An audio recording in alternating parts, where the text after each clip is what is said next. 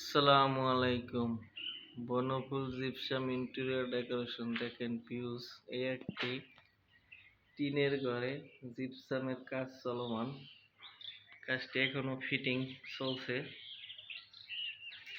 যদি আপনারা এ ধরনের কাজ করাতে চান, স্ক্রিনে দেওয়া নাম্বারে যোগাযোগ করবেন। এই কাজটি হয়েছে দাসীকান্দি প্রবাসী ভাইয়ের বাড়ি। দেখেন এই যে খোপায় কাজটি চলমান, এই যে ডাকতেছি। এই যে টিন উপরে দেখেন টিন, এরকম হবে। পরে কাজটি রং সহ নেওয়া কাজটি দেখেন 260 টাকা করে স্কোয়ার ফিট।